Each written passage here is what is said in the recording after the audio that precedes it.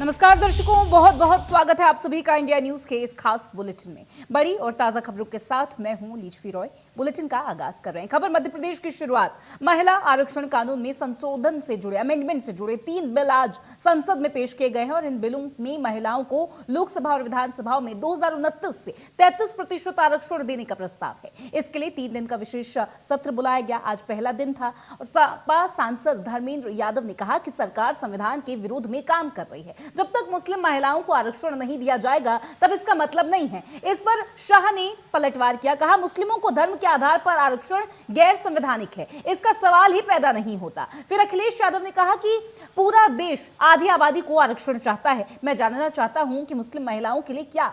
इस पर अमित शाह ने दिया जवाब, समाजवादी पार्टी पूरी टिकटें मुस्लिम महिलाओं को दे दें, हमें कहां आपत्ति है। संशोधन बिल में लोकसभा सांसदों की संख्या 850 करने का भी प्रस्ताव है। मौजूदा संख्या 543 है। राज्यों में 815 और केंद्र शासित प्रदेशों में 35 तक सीटें होंगी। सीटों की सटीक संख्या तय करने के लिए परिसीमन यानी कि डीलिमिटेशन भी किया जाएगा।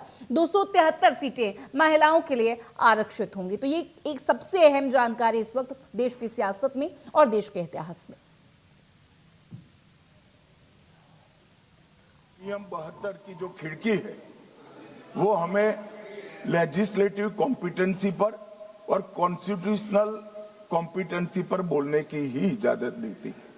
वो खिड़की का उपयोग कर धर्मेंद्र यादव जी ने एकदम गैर संवैधानिक बात करी, मुस्लिम महिलाओं को आरक्षण की। मान्यवर, हमारा संविधान किसी भी प्रकार के धर्म के आधार पर आरक्षण की कतई मंजूरी नहीं देगा।